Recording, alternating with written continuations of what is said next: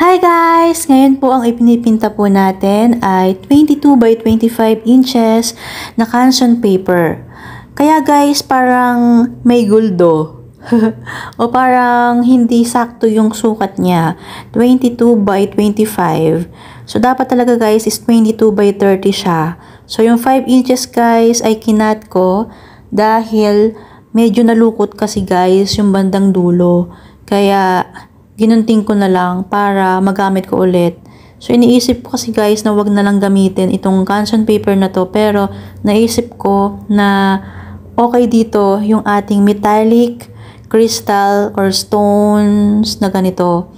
Tapos, ang ginamit ko dyan guys, yung metallic natin na watercolor. Although, naglagay din tayo ng acrylic paint dito.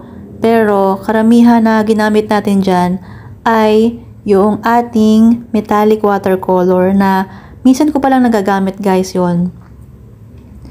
Tapos, sobrang dami niya na bilog-bilog or oblong-oblong. Tapos, may pa-heart shape din.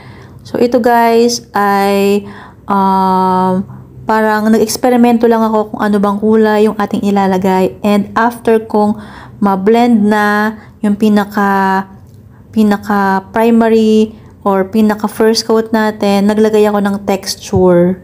Ayan. Tapos, kapag black guys, nilalagyan ko siya ng silver or gold. Para kapag nag-blend sila, ayun, kakaiba siya. Kakaiba yung texture niya.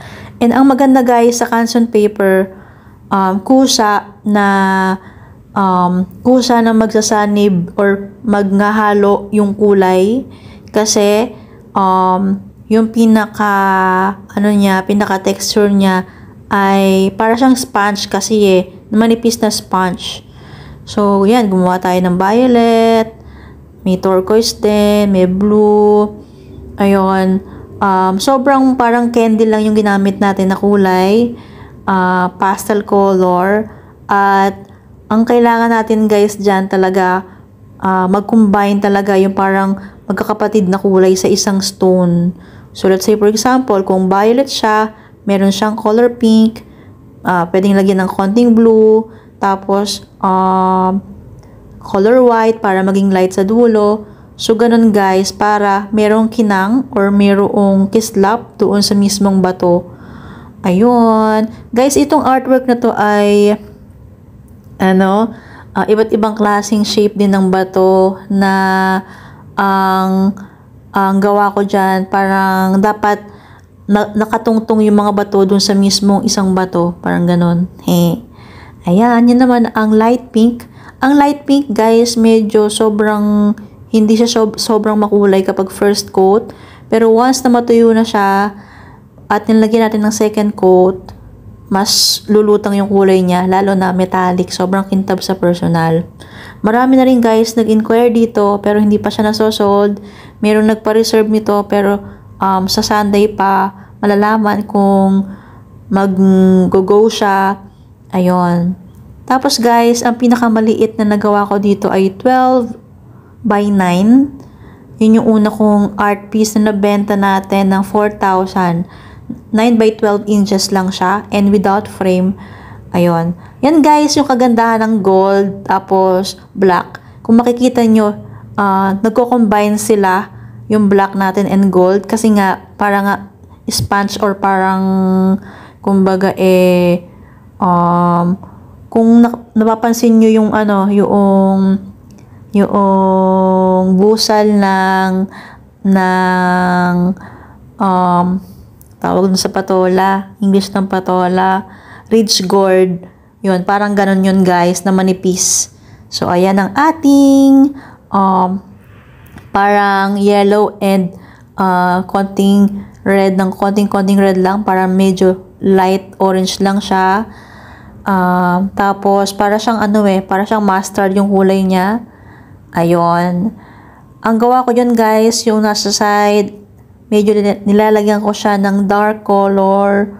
Tapos, yung bandang dulo naman, or yung pinaka gitna hanggang dulo, mas light siya, mga ganon. Pero, depende pa rin kung ano ba yung magustuhan ko na ikulay. Ganun guys. Minsan, ang pinangkulay ko lang talaga sa kanya acrylic. Tapos, yung metallic na, na watercolor, ilalagay ko na lang sa ibabaw para metallic pa rin talaga yung kalabasan niya.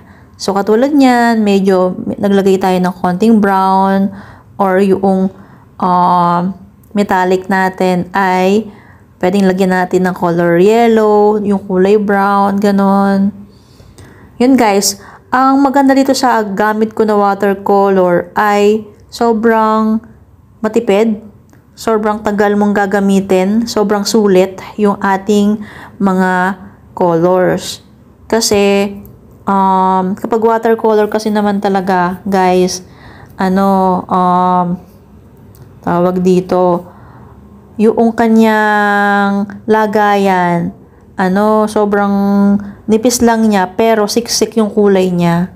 So, yun yung maganda sa watercolor. Ayan, ito para siyang bronze yung kulay na yan. At, ayun, kapag gumagawa ako guys ng mga bato-bato na yan, karamihan sa ginawa ko guys, actually lahat pala, wala pa ako nagagawa na may background na kulay. Puro white or beige, kung cotton paper para siyang cream. Oo, tapos white lang and cream, yun lang yung background natin. Kasi mas lulutang yung ating colors kapag sobrang light ng ating background. Ayun, hehe. Naiisip ko guys gumawa ng turquoise, gold, and black lang. Or turquoise and gold. Yun, na combination lang. So, ayan. Tapos na ang ating art piece. Sobrang ganda talaga guys ng kinalabasan dahil nga metallic siya. So, mabibili ang mga metallic watercolor guys sa art bar. Wala akong nakita sa National Bookstore pero sa ibang art shop or art store siguro meron. Or sa, ano pa ba yung mga art shop? Fully book na mga art materials. Sa BGC guys meron. Sobrang daming andon, metallic, acrylic, oil, lahat ng mga media nandun. Watercolor, hindi ko lang sure kung may tempera. Ayun, lahat guys, meron pastel. Thank you so much guys for watching. Bye! Yeah! Yeah!